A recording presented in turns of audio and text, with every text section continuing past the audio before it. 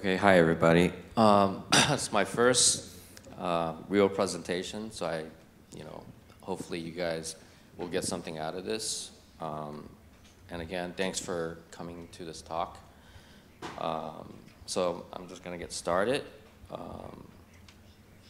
So who is the intended audience for this talk? Basically, if you are interested in production, besides game development, you're in the right place. The talk is not related to any engine, so it's engine tool agnostic. It could be Unity, Unreal, whatever engine you're using, this will still apply. And it's very content focused, so it's not engineering, it's not design, but it all kind of still matters to you guys in that regard. So a quick outline of what I'm gonna talk about. I guess there's gonna be, obviously, I'm gonna do an introduction about my background a little bit, kind of what is production scalability, why it's important, questions to consider, and then finally improving on workflow, and what does it mean for you in terms of as you are developing a game or a product. So my background, again, I've been doing this for a long time.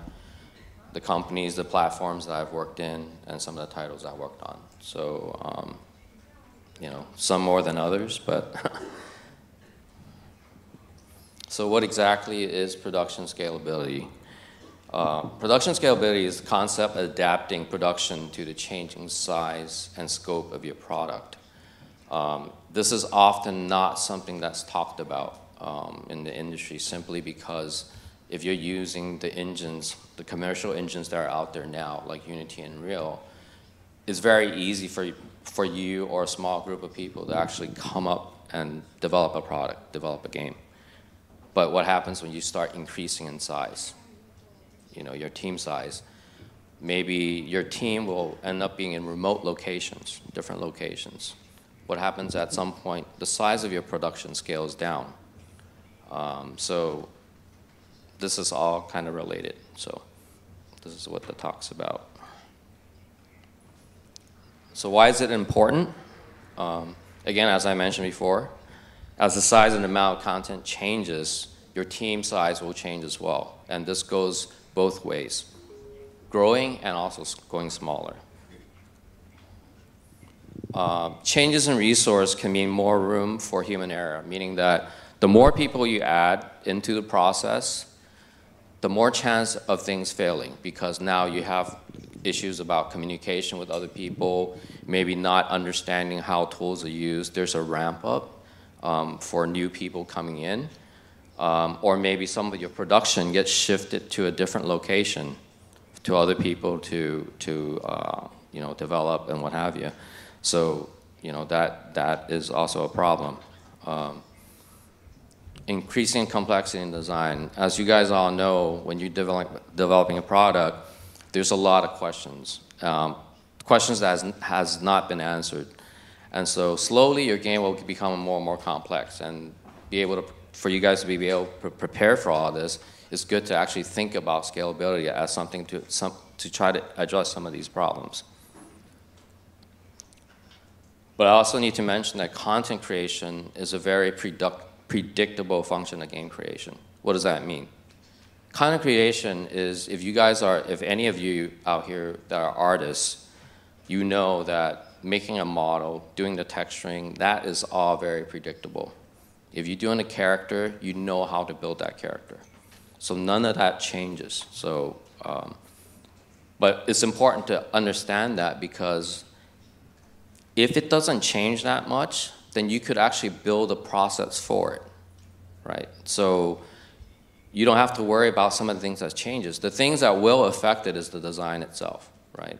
You're gonna have to prototype, maybe go through different iterations to get to your final result, but getting the model, getting your art content complete is the same, no matter you're doing animation, VFX, characters, environment.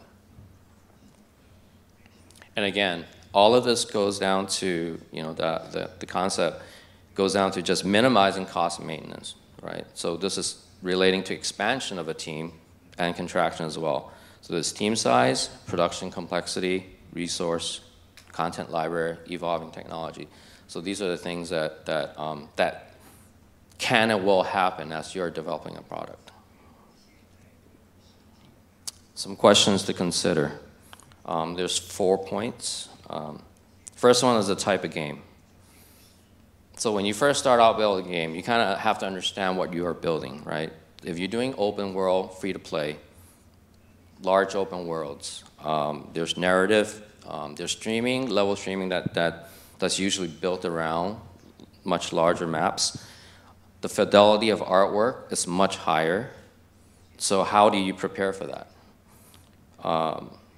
Likewise, if you're talking about something that's more mobile, which is more UI driven, a 3D, 2D sprite, that's another set of thought process you have to consider when you're building a game. And then also MOBA, battle arena games, right? Their focus mostly is on character, animations, and VFX. Now these are just very basic examples of some of these different genre of games that scalability will matter at some point. The next part is complexity. So complexity, what does that mean? If you're building a large world, you're doing terrain. Are you using something like photogrammetry? This is a technique that they're using to scan data, which is highly technically involved. So also with characters, are there overlaying technology that you're throwing in? For example, you're doing characters, are there effects that's driven by your character's motion and movement? So these are also things that need to be considered as part of your workflow. And the next thing, obviously, is the size of the content. How much are you going to build? This all relates to things like live service, right? Like now, these days, when you make a game, you don't just ship it out and the game is considered complete. You still have a strategy behind that. Like, how do you run that? Is that something that ends up being shifted to a different company, different outsourcing to take care of, to handle? But again, a lot of these things affect the amount of content that you'll be able to deliver. So, and then again, your team size. It can grow, it can go smaller. But the difficult part about team size here is usually the communication part. Like I said before, the more people you add, the harder it is for everyone to actually understand or be able to communicate well enough to make sure that everything goes well. People leaving your studio, what happens? You get replaced. And anyone that comes in to get replaced, they usually have a ramp-up period. So all of that impacts time. So the next part I want to talk about is a little bit about improving workflow. That can kind of help minimize. It won't get rid of the problems, but it will still help minimize. Part of it is simplifying your workflow. All the steps that it takes for you guys to build content and put into your engine, try to minimize the amount of steps that needs to be taken to get it into your game. This is something that if you guys are designers, anyone that's involved in production, even artists, you guys really need to collaborate with your programmers to figure out how to build these tools for you guys. Because I know that a lot of times, like I said before, with the commercial engines now, with Unity and Unreal, it's very easy for us to go in and do the things that we want to do to create a game.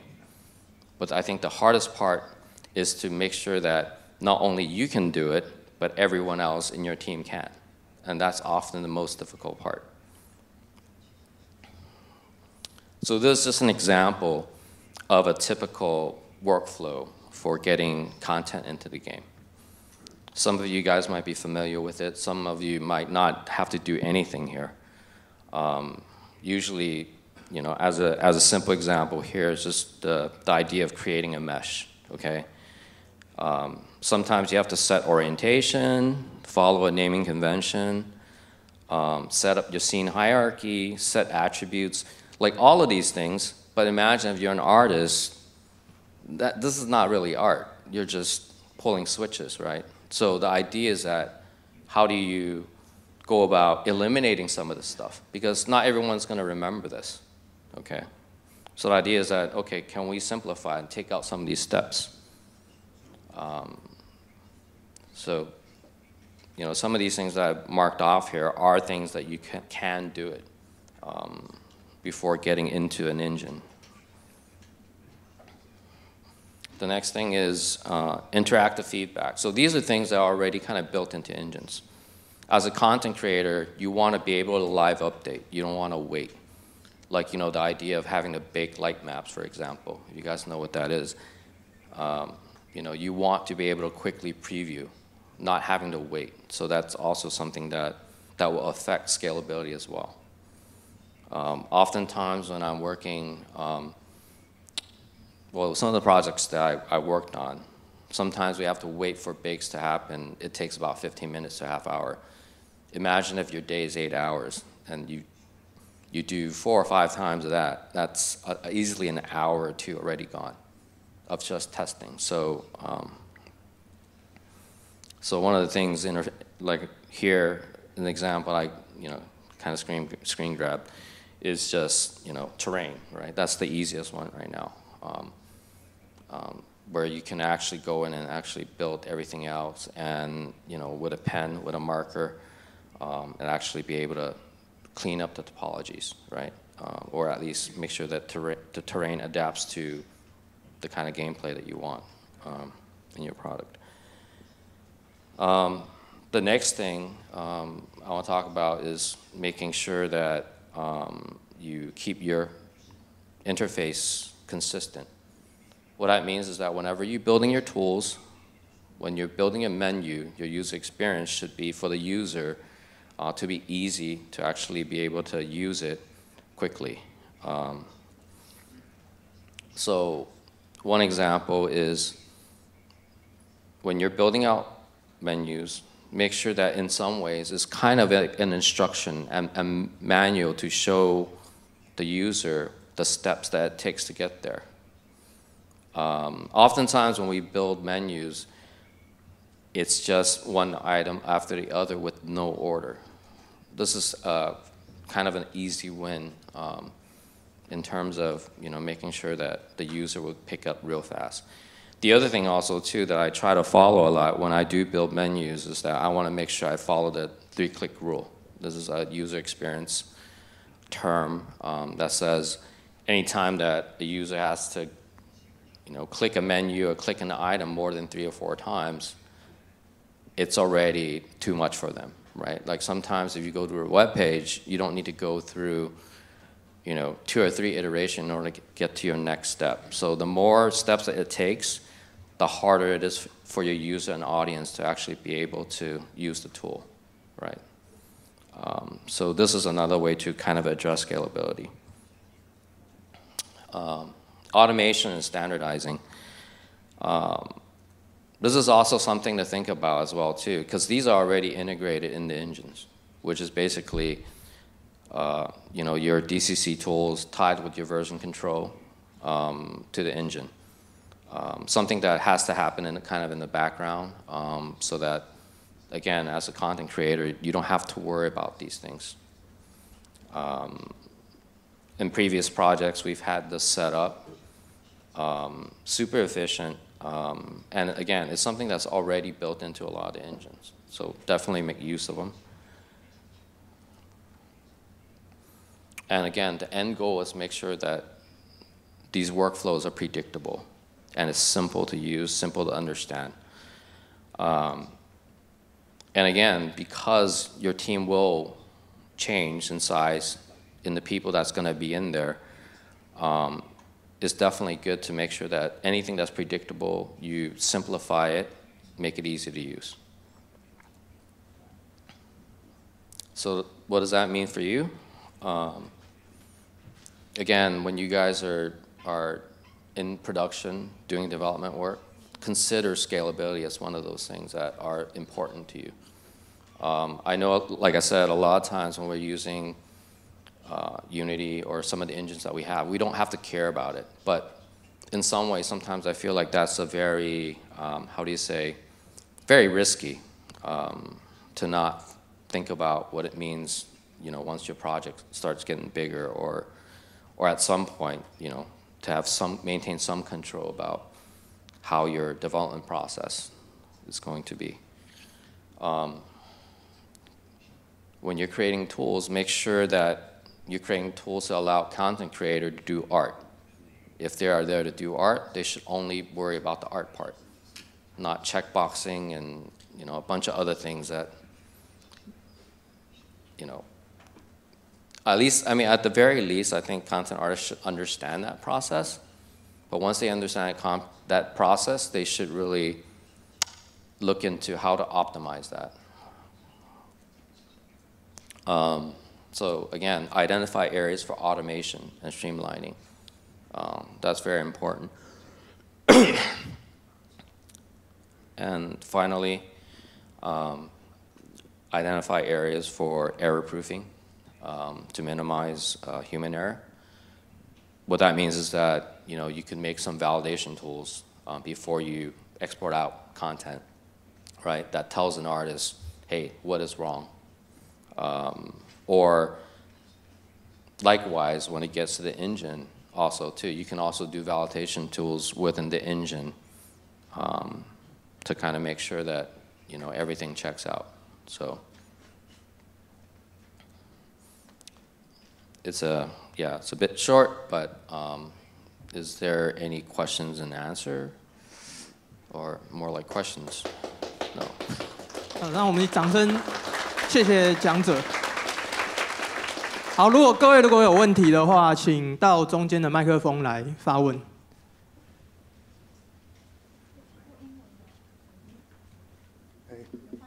Hello. Hi. Thanks for a good talk. 尽量以英文提问。When you're talking about the scalability, I'm actually wondering, like in your experience, let's say the production already kick off for like long term, but in like some certain moment, the design is gonna change it, or the technical artists tell you that the performance is pretty bad, so all the, let's say, like texture or the mesh have to do the reduce. Do you guys have some knowledge to control it? I mean, you know, the scalability of the assets. The thing is that whenever you're already in production, that's always the hardest, right?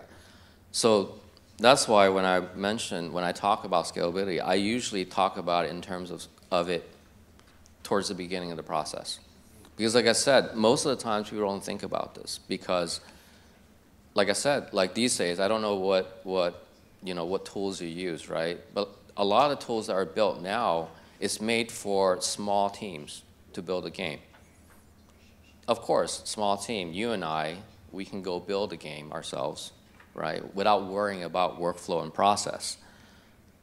But the problem, again, when you start getting bigger and bigger and bigger, now that becomes more of a problem, which is why a lot of times when I talk about scalability, it's like you think about those things in the beginning.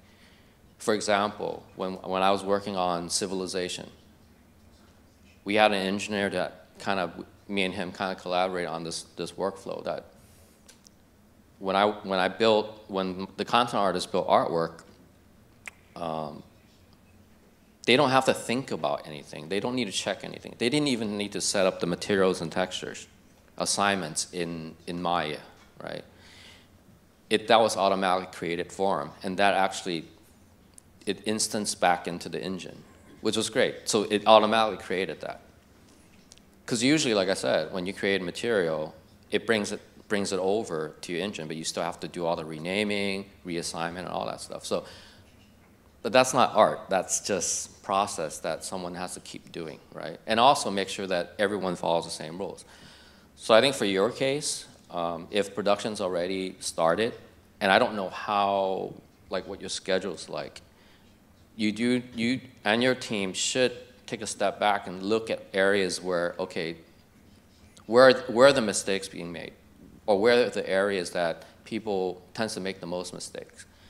Like I said, one of the things that I don't know if you guys have this, is again, validation tools. Those are probably one of the most important things to build. Even if you don't have anything else, have some validation tool that says, when I spit out a model, for example, and you have to fit within a certain polygon count, that it actually tells you, right?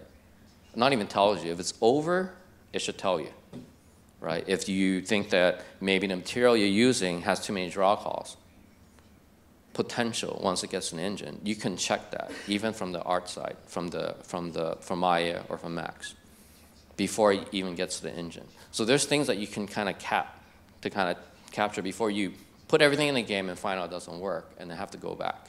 So there's areas that you could prioritize. But validation tool is probably one of the most easiest one to kind of get through. At least if you have engineering or tech art support. That's usually the first place to address those kind of problems at your stage right now. But in terms of scalability in general, it should be thought of right from the beginning. So that means to have like a strong tool programmer team will be like very important, right? Well, so they do all the work for the artists, right? But you know, for a good engineer, they should understand that. They should understand that it's an important part.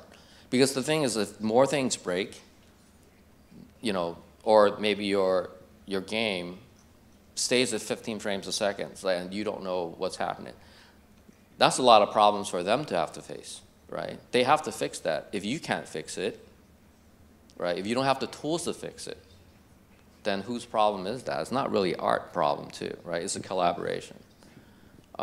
So again, I think scalability, it is important for engineers to be part of this process because it saves them time at the end. So. Thanks. Yep.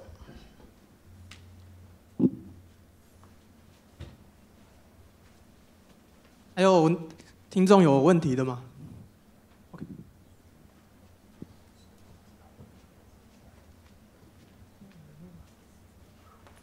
Hello. I just have a question about, as you mentioned in the beginning, as the game is complete, it's not just like you ship out a product and you're done, right? Yeah. And our company, we actually have been producing animation for many years, and now we're getting into interactive storytelling. Okay.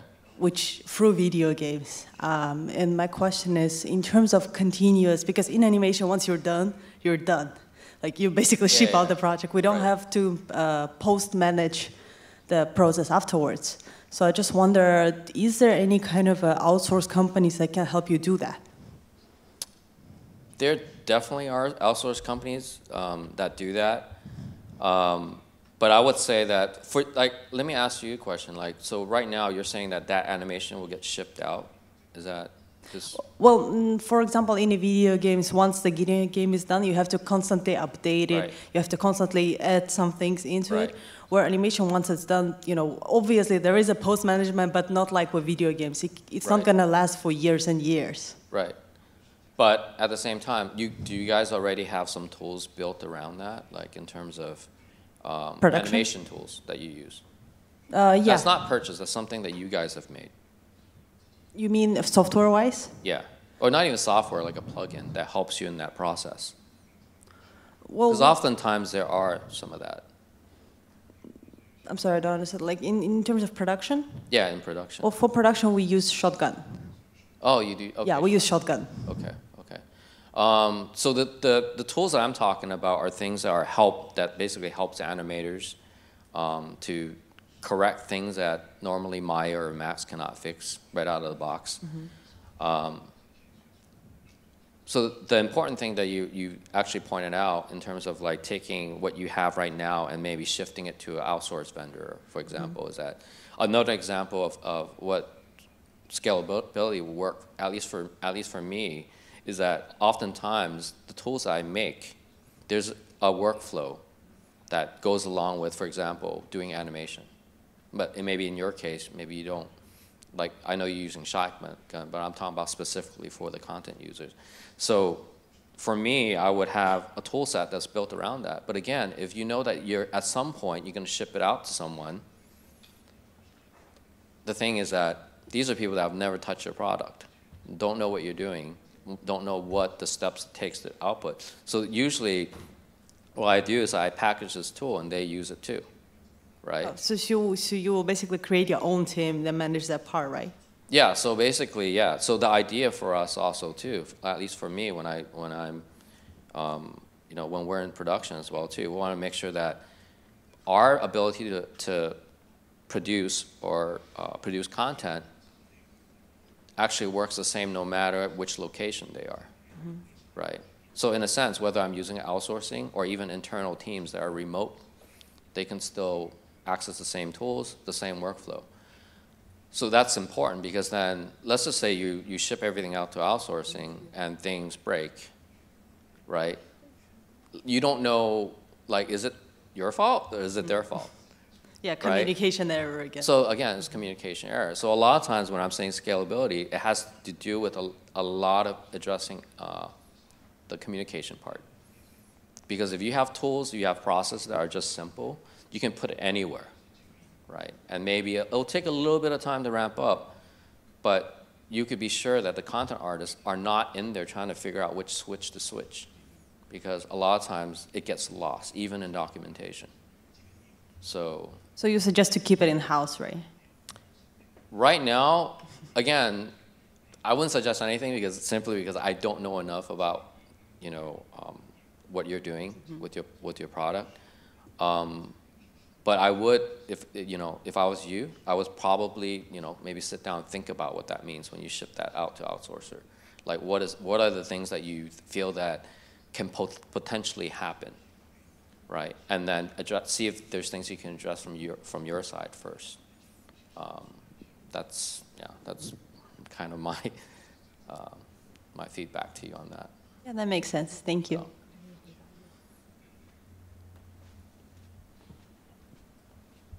还有听众有问题的吗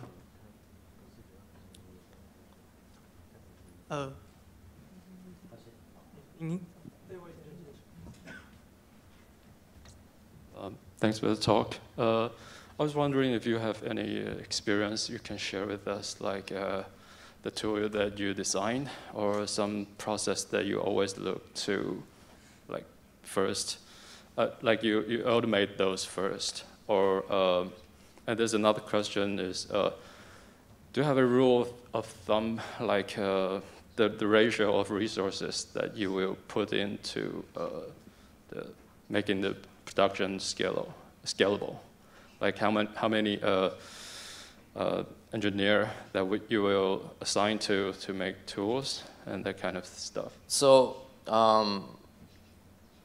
again, it depends on, one of the questions that you have to ask is like, what kind of game are you building, right? Like, obviously, if you're building something that's open world with a lot of levels, level content, that is a different scale altogether. If you're doing something that's built a bit more manageable, then definitely you don't need to you don't have to worry too much about it. Like, one example is that, like I said, one of the project I work on, which was again civilization, we had team of about 20 people, 20 developers. I would say about 10 to 12 was engineer, but the people that actually worked on the entire workflow was one engineer and myself. So there's two. Again, my background is I started out as a character artist, animator, slowly doing more tech artwork. So, we kind of collaborate on that. So some of the things that we try to address first, the obvious thing is the version control. And I don't know how much you deal with that part, but just deal with some of the systems that's already in place. Like, for example, again, the Perforce integration within Unity, it works right out of the box. But if you need to use it externally, that's another way to, to do it is actually do it from the external as well too. So that's something that we did. So adjusting the version control is important because a lot of times, I don't know how much of you guys have worked with, version control. Is, again, a lot of times, like, you check out a file, you don't know which file got checked out, especially with Unity. The problem with Unity, obviously, it's got the GUID, the serialization that it does on content. So a lot of times, you can modify one object, and it will change a bunch of other objects, right? And then you try to check it back in, they're like, okay, well, all of these other files got modified. So it gets very messy. So the one thing that we try to address is making sure that an artist can continue to work without being blocked. Because I know in the beginning when we first started dealing with content within Unity, it ended up being that half the time the artists are going in trying to check which files was wrong just so they can submit the file, right? So the idea is to not block the artist in that respect. So that's number one. Number two, again, there are things that you can do set up within Maya or Max that allows the setup time to be cut short. One example, like I said before, was in the materials. Usually when you export a piece of artwork from Maya or Max, you already assign the material and what have you. And usually sometimes when you go back into the engines, you might have to reset that up again. And that sometimes is kind of a long process because the problem with it now is because if you look at how Unreal and Unity are built, they're built around prefabs and master materials and such. So a lot of times it's not just putting the content into the engine, you still have to do some work in there. So the idea is that when you look at that from kind of a very top view, you understand that like a lot of the stuff can be automated at some point. So we actually did some of that work within, we set everything up within Maya and Max because we want to make sure that most of the artists are just artists. They don't want to think about both sides. And some do, but some don't. So a lot of time we set everything up in there in the tool that they understand, right? Because most artists may understand only from the content creation tool side of things and not understand the engine side. So I want to make sure that whatever they fix, it has to be from the source, right? Not on both. One of the biggest problem I see with artists is that, again, the engines these days, it fixes the problem for you. Like one example is that, for example,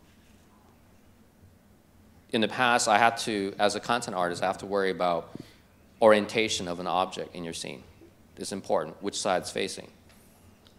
These days, you can ignore it because a lot of times that model can get into the engine, and as a designer, you will go in and probably rotate it yourself, right? But that's kind of a problem because it actually should be fixed in the source art. Because imagine if an artist did a piece of artwork, orientation is in the wrong place, puts it in the engine, and all of a sudden, you as a designer, you didn't know what he did. You go and rotate it again. So you're actually making a mistake twice. You're not making a mistake. It's just that it was originally incorrect to begin with. So you adjusted the comment and say, well, the other artist, the second or third, fourth artist, they also put objects in the wrong orientation. But you came and fixed it all. Okay, then comes the engineer. He codes one way, right? There's only one thing that he has to do, but all of a sudden, all the orientations are wrong on your side. But really, it's the source's problem, right? So that's one thing that you could actually address from another example of some of the things that you could address from the content tool side. Things that are like naming conventions and all those things you could address from that side first. So those are kind of the priority I would deal with. Whatever things that I need to make sure that artists can continue to work,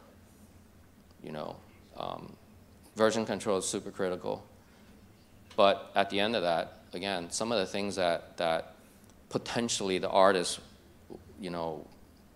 not understanding the concept of orientation, those are things that should be fixed on the tool side first to validate, to make sure that it checks out. Because again, this is something that is very common that I see all the time. Almost every project I see things are very simple things that are just missing. But if you just made a tool for it, then it just goes right in, and it just works. So. So you focus on making things working correctly, but what about next? Like, do you have like you mentioned naming convention, right? That is well, I mean, after you get things working correctly, what would you be working on next to like automate stuff and speed it up? I think when you build a workflow that is scalable to begin with, that's the whole point of it, right? You shouldn't have to put more work into it. If it works, it'll work. So if you're asking me what I would plan next, I think for me, it got to a point towards the end of the project where I understand that this project, some of the content that's being built has to go to a different team.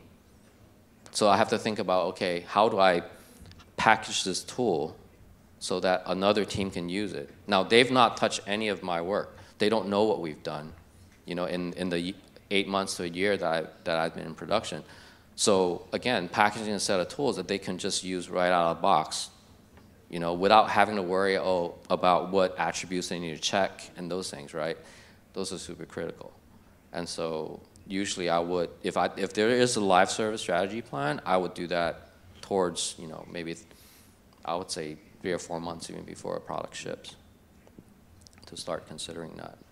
So, but again, like I said, I think once you put it into practice, it makes everything much more smoother, and I don't think there's anything more you can build to it other than maybe getting a faster machine, right? So that's the thing. Thank you.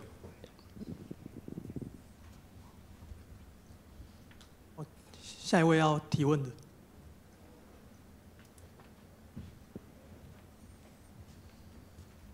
Hi, can you tell us what is the largest production value game that you have worked on? And can you also share a little bit about your working experience in Shanghai as opposed to in the US? Okay, I would say largest production, I would say must be FIFA. It's remotely located. We use outsourcers, like 2 or 3 different ones. Yeah, FIFA is pretty much the biggest one, I would say. And that comes out every year, right? That's every year.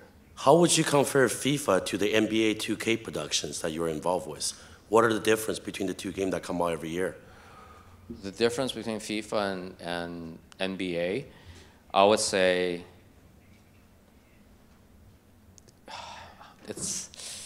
it's hard because on the FIFA side. Take your time. It's okay. No, FIFA definitely has more teams, more like in terms of just characters, there's way more. Yeah. Because of the number of team members. Oftentimes, like NBA, they have special modes that require maybe, for example, Ronaldo having to be, you know, rebuilt 3 or 4 times for different errors and things like that. So everything just multiplies. Sometimes what we do with FIFA is also we have to do it to localize for features that are specific to certain regions. Okay, wow. Right? So it's not just like NBA where you can take one character, maybe just, you know, iterate a few times. I think like I said, for FIFA, I think there was a mode that we did for specifically to China where we had to take the characters that are existing and evolve some of those as well too. So it's exponential. Got it. So I would say, yeah, FIFA is probably one of the biggest one. And because it's continuous every year. You know, it's not like a DICE project, you know, Battlefront or Battlefield, you know, 2 years in production, 3 years, and then 6 months, nothing, right? So I would say, yeah, FIFA is probably one of the bigger ones. And then the next one would probably be NBA. Got it. And the development experience between US and Shanghai, what's the talent level, production value? Honestly, I would say it's very difficult to compare. I would say talent-wise, now that I'm in Shanghai, there's a lot of good people up there, very talented. And the thing about it is that you know, we work. So one of the things that we do up there is that we actually cooperate with Tencent, you know, with the local teams. Well, not local teams, but we need that cooperation, right? They're actually super fast, and in Shanghai, in China, the only way to really be able to keep up is to be fast also. So that's one thing that I think in Shanghai that I've taken away from China is the fact that people are up there fast and they can execute. I think much more so than when I first arrived there, which was like about 8 years ago, right? Like now I think they're getting it down. The language is much better now too. And it's also getting more expensive. That's the other thing. But again, I would say the biggest difference, I think Western development places more importance on workflow and processes. Because those are things that can be measured, right? In Shanghai, if you have a problem, you throw people at it. That's how they fix it, right? They just get more people in there. So it's a different mentality. So now going back to your topic of scalability, is it more important to have the thinkers or have the workers or have the money to solve that problem? I think you need both, right? You need both. I mean, even for a company like EA, they could only scale so much, right? Like, I mean, how big is their office? How big is your office that you guys are all working on? At some point, you're gonna not be able to put more people. Then what do you do, right? So the idea of scalability is be able to, for example, you run out, you really can't hire anyone anymore. You go to a different source to do production for you, which is like what outsourcing kind of served for us. But at the same time, you still got to make sure that whatever they output, the quality level is still the same bar. So how would you assure yourself that that can happen, especially when you take into account communication, time zone, expertise level maybe? It are things that are, like I said, predictable, the tools, the processes. Those are things that are basic. Those are things that can be taken care of. At least the things that you can take care of it first. And like I said, you package it, you send it out, make sure that, you know, the third party can use it. And I mean, it's worked for us. For a game like FIFA that come out every year, I mean, one of the best seller, how far ahead do you start thinking about scalability? Do you do it like 2 years before you start? I would say continuously. I would say FIFA. It's an ongoing thing. I think once you, like I said, once you get into a bigger production, it's not about building new tools anymore. Building new tools is about maybe a 3-year, 4-year plan. Like, it's not like, oh, tomorrow I want to add a new feature, so you add it in. It doesn't happen that way. Now these days you just have to look at tools as live service as well. You make a tool, but you constantly build features or changes, you know, to keep up with it. Like, so I would say right now, some of the tool sets that FIFA has right now, it's ongoing. It doesn't stop. Got it. Yeah. So, and it's not really evolving the technology either. It's just to maintain what we have. So are there also a separate R&D department that's researching the future technology for scalability? So well, I don't know if that's like information I can share, but they have a team. I mean, basically, I think that's you know, they have a team internally called Frameworks that does that. They also work alongside with an R&D team called Seed, which had done some. I'm not sure if you've seen, but they've done some work on AI. Some of the newer technology. Some of the things cannot be discussed, at least from on that side of things. It's all good, yeah. But well, what about for independent developers, if we want to think about to be in the future of gaming? Like, how far ahead do we need to prepare if we want to build a game for like 2 years later to be the I think people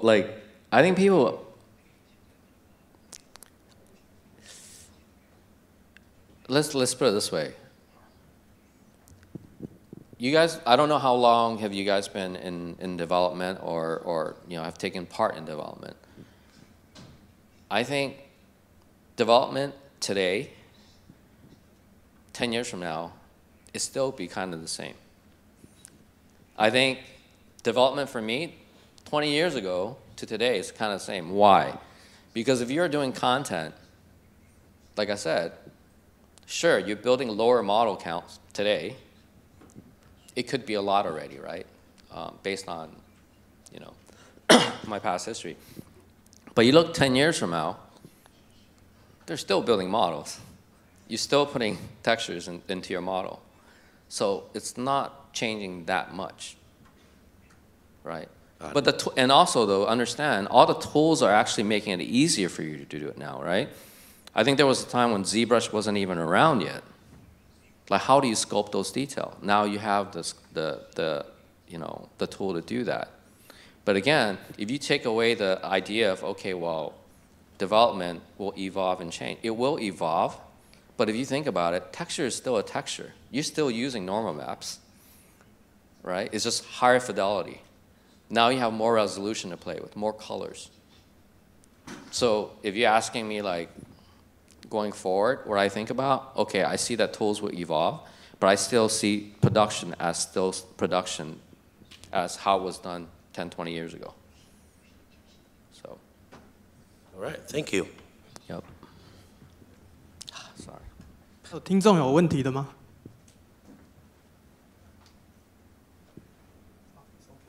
Okay. And again, thank you guys for sitting here listening to me talk for an hour. So thank you. Thank you.